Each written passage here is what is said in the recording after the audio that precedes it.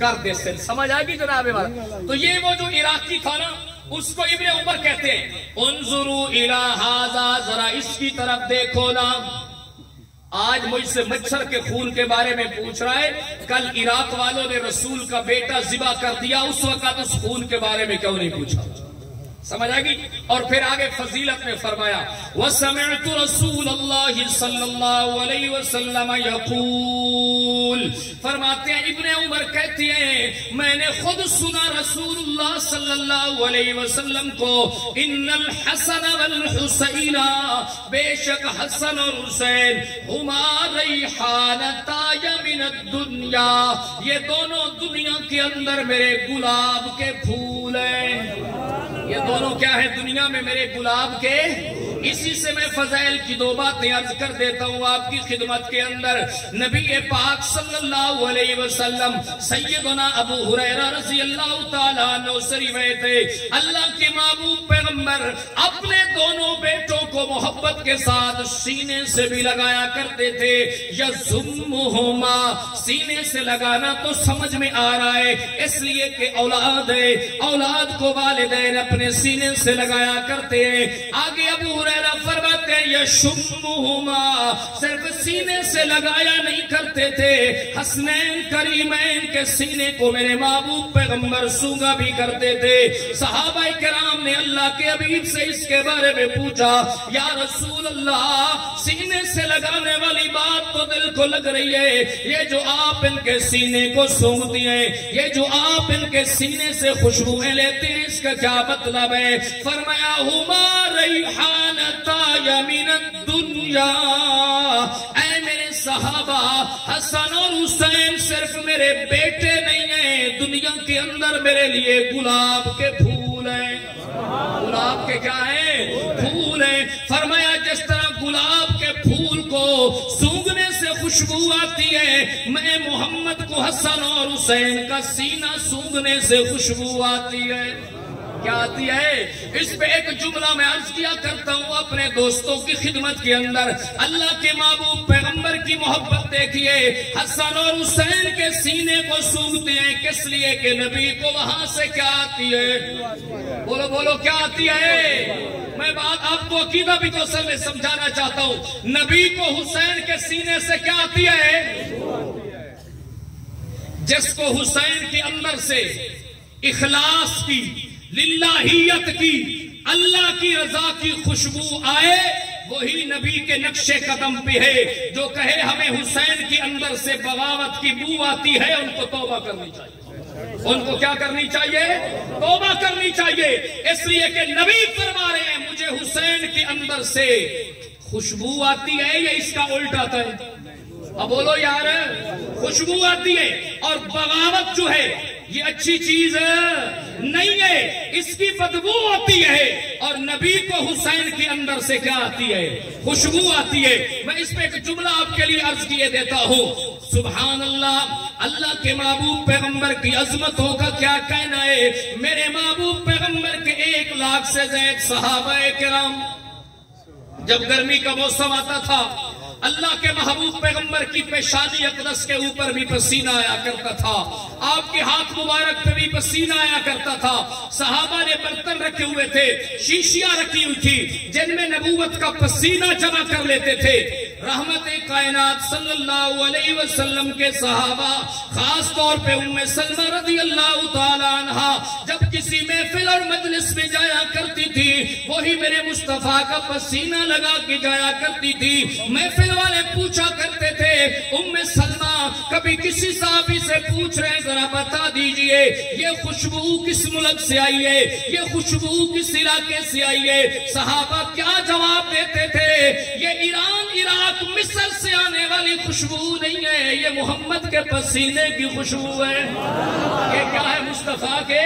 اب ذرا جملہ سنیے، اگر جملہ پسند آئے تو پھر سبحان اللہ بھی آنی چاہیے. میں کہا کرتا ہوں لوگوں توجہ فرمائیے، حسن اور حسین کی شان کا کیا کہنا ہے؟ ابو بکر کو خوشبو چاہیے، مصطفیٰ کا پسینہ سونگتا ہے. ام سلمہ کو خوشبو چاہیے، مصطفیٰ کا پسینہ سونگتا ہے. 1 لاکھ سے زائد صحابہ کو خوشبو چاہیے، مصطفیٰ کا پسینہ سونگھتے ہیں، مصطفیٰ کو خوشبو چاہیے، حسین کا سینہ سونگھتے ہیں۔ تیرا حسین میرا حسین، واہ حسین واہ حسین۔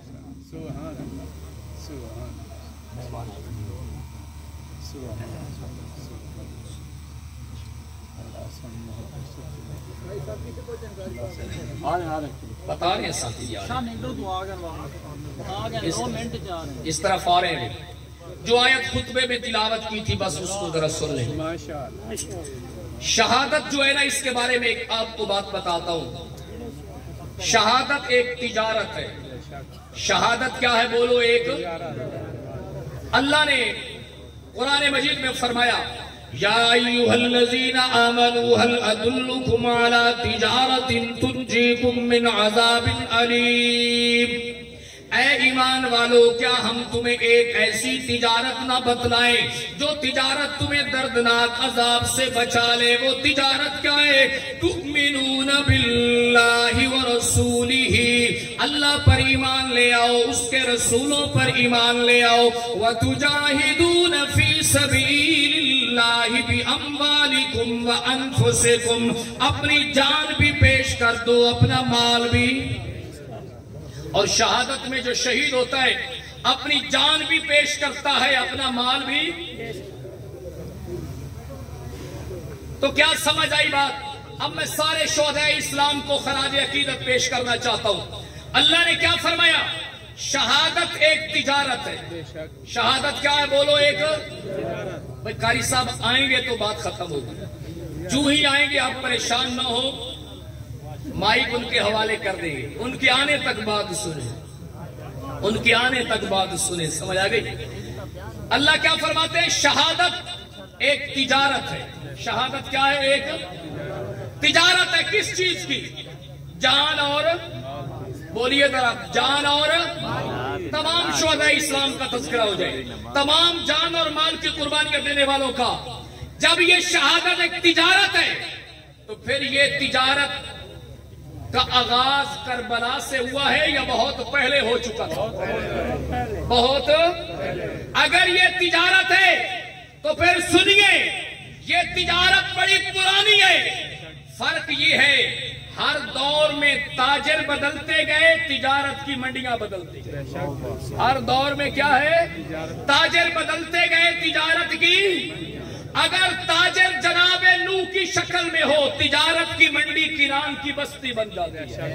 اگر تاجر جناب خلیل اللہ کی شکل میں ہو، تجارت کی منڈی نمرود کی جلائی ہوئی آگ بن جاتی ہے۔ اور اگر تاجر کلیم اللہ کی شکل میں ہو، تجارت کی منڈی نمرود کے لائے ہوئے جادوگر بن جاتی ہے۔ اور اگر تاجر حضرت یونس علیہ السلام کی شکل میں ہو، تجارت کی منڈی نینوا کی بستی بن جاتی ہے۔ غرض چلتی چلے آئیے، اگر تاجر جناب محمد الرسول اللہ کی شکل میں ہو، تجارت کی منڈی کبھی مکہ بنتا ہے، کبھی طائف بنتا ہے، کبھی بدر بنتا ہے، کبھی احد بنتا ہے، کبھی خندق بنتا ہے۔ آگے چلیے، اگر تاجر فاروق اعظم کی شکل میں ہو، تجارت کی منڈی نبی کا مصلی بنتا ہے۔ اور اگر تاجر عثمان کی شکل میں ہو، تجارت کی منڈی مدینے کا شہر بنتا ہے۔ اگر تاجر علی کی شکل میں ہو، تجارت کی منڈی کوفہ بنتا ہے۔ اگر تاجر حسین کی شکل میں ہو، تجارت کی منڈی کربلا بنتا ہے۔ تجارت کی منڈی کیا ہے؟ اور آخری جملہ، آپ تھک گئے ہیں، آخری جملہ اور سنیے ذرا۔ تجارت میں تاجر کیا کرتا ہے جب تجارت کی منڈیوں میں اپنا مال لے کے جاتے ہیں؟ کچا مال لے کے جاتے ہیں یا پکا ہوا پھل؟ بولیے ذرا۔ تجارت کی منڈیوں میں جب تاجر اترتے ہیں، صرف اپنا کچا سامان لے کے نہیں، پکا ہوا پھل لے کے جاتے ہیں۔ حسین ان تاجروں کی جماعت کا حصہ ہے جس نے کربلا کی تجارت کی منڈی میں صرف 18 سال کا جوان علی اکبر کا پھل پیش نہیں کیا، اپنا ننھا منا علی اصغر بھی تجارت کے لیے پیش کیا۔ سمجھ آ گئی جناب والا؟ یہ ایک تجارت ہے شہادت جو اسلام کے لیے کی جاتی ہے۔ اس لیے میں دعا گو ہوں اللہ رب العزت تمام شہدائے اسلام کی قربانیوں کو اپنی بارگاہ میں منظور و مقبول فرمائے، اور یہ کانفرنس کروانے والے جتنے احباب ہیں، ان کے ساتھ جتنے شریک کار ہیں، اللہ سب کی محنتوں کو قبول فرمائے، اخلاص کو قبول فرمائے۔ یہ اہل توحید کا سٹیج ہے۔ یہ کس کا سٹیج ہے؟ یہ توحید و سنت کے ماننے والوں کا سٹیج ہے۔ دعا کریں اہل توحید ہی اس کے اوپر آتے رہے، کہو انشاءاللہ۔ اللہ عمل کرنے کی توفیق نصیب فرمائے۔